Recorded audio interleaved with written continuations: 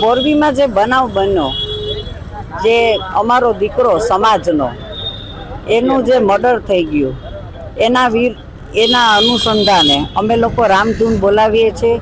Appeal પણ કરી છે કે સ્વેચ્છાએ સોની બજારમાં જે વ્યવસાય કરતા હોય એ લોકો બંધ પાડે. એમની મરજી પ્રમાણે એમને કરવાની છૂટ હોય છે. બજાર ખુલ્લી છે બંધ છે એ મહત્વનું નથી, પણ દીકરા માટે જે શ્રદ્ધાંજલિ આપી છે એ મહત્વની છે. આપને એક વાત કરું કે હર્ષ સંઘવી સાહેબ આખો દિવસ મીડિયામાં અને મીડિયાને બોલાવી અને લાઈવ પણ એવું જાહેર કરતા હોય છે કે ગુનેગાર હશે ને એને અમે બક્ષશું નહીં. પણ હર્ષ સંઘવી સાહેબને હું કહું છું કે આ તો સુવર્ણ સમાજ છે.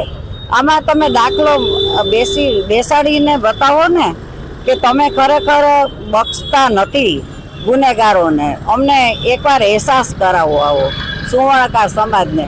રાજકોટમાં ઘણીવાર આ બનાવ બનેલા ત્યારે અધિકારીઓ બધાની ડેકી ખોલી હથિયાર ચેક કરે, ઘણીવાર ગાડી ખોલાવીને ચેક કરે, પણ એ હથિયાર તમને એમ નથી મળવાના. તમારે ગુનેગારને એકવાર સજા કરશો ને આકરામાં આકરી, ત્યારે તમને એનું રિઝલ્ટ મળશે. અત્યારે એમ તમને હાથમાંથી નહીં મળે કોઈના. અમારી માંગ એટલી જ છે કે અમારા સમાજનો દીકરો જે છે, જે એને વાસ્તુ હતું અને એના અરમાન અધૂરા રહ્યા છે, એ અરમાનને પૂરા કરવા માટે શ્રદ્ધાંજલિના રૂપે આપ આકરામાં આકરી સજા કરો. નાનો વ્યક્તિ હોય કે મોટો વ્યક્તિ હોય, અમારે એ નથી જોવાનું. અમારે તો આકરામાં આકરી સજા તમે કરીને બતાવો ને, એ અમને માન્ય રહેશે.